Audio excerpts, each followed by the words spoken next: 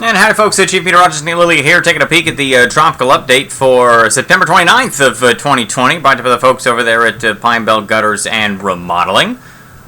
They do roofing too, as it says there, so shoot them a call. We've got things looking a little calmer in general as we close out September and get into October. You can see we got the two bullseyes here, but as we get into October, we're left with just kind of one bullseye.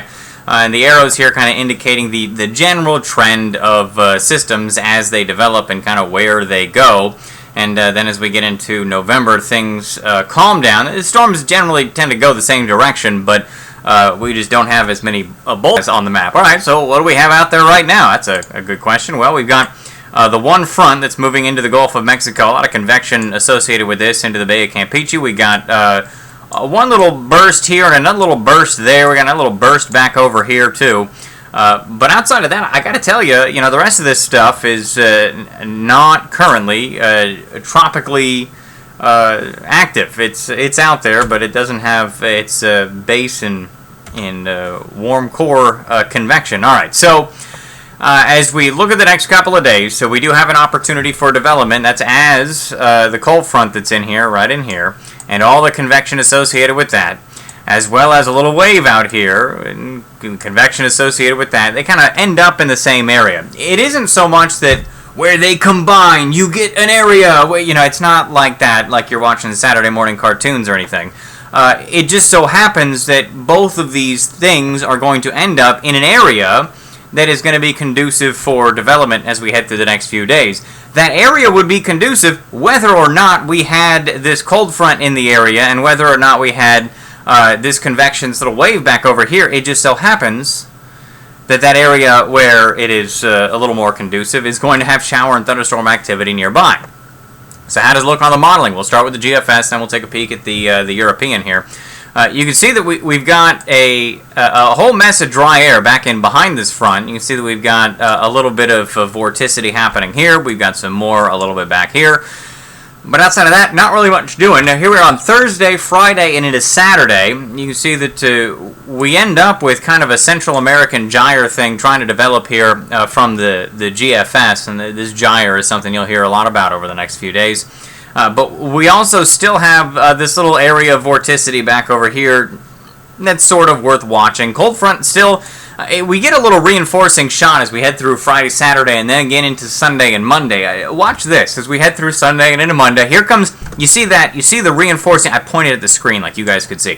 The reinforcing shot, I'm over here like, yeah, this thing. The reinforcing shot there just kind of keeps that little boundary, that little frontal boundary right in here. So what we've had is we've had the vorticity that was out here is kind of elongated. We still have the vorticity that's around the Central American gyre that's trying to set up, but we still have that little front right in here. So whatever does happen out there, if anything at all happens, it's not going to be moving very quickly toward anybody along the Gulf Coast because that front, that secondary front comes through and reinforces it across parts of the central Gulf of Mexico. Now, that does modify as we head through the middle of next week.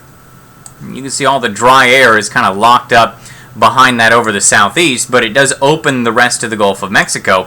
The question at that point becomes, what's the steering currents out here within the atmosphere? Well, we're going to end up having a ridge of high pressure here, which means you've got wind coming around here and then wind kind of coming around back that direction. So the idea would be if you have anything out here, how strong is this flow to pick up on this and take it whatever direction that it may end up going? The modeling right now says not very strong at all.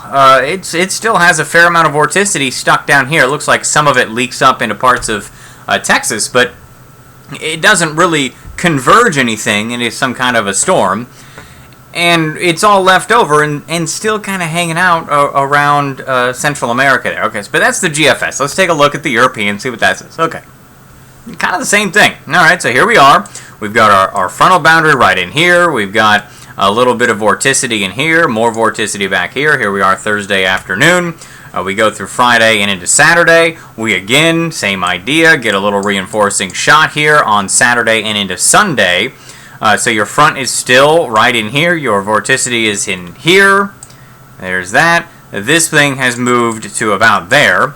as we head through Saturday. I'll clear that out. What happens on Sunday? There's your reinforcing shot. There it is, right there. You still have all your vorticity hanging up around Central America. It's kind of met up with that little secondary burst of vorticity that moved across the Caribbean.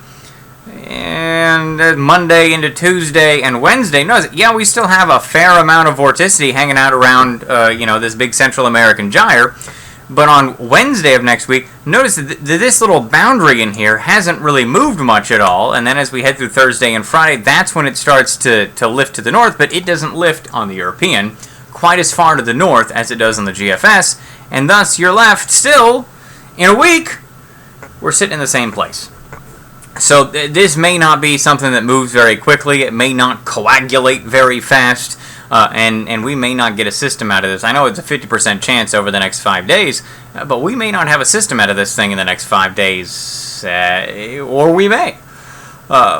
There was some early indication that one of these may kind of fork off and take off into the Atlantic like that, and then it would leave over. We would still have some of this stuff left over here to maybe lift into the Gulf of Mexico. There's still a lot to be figured out here because it is going to be kind of a sloppy, slow setup. So there's a look at your tropical update for 9/29/2020, brought to you by the folks over there at Pine Belt Gutters and Remodeling.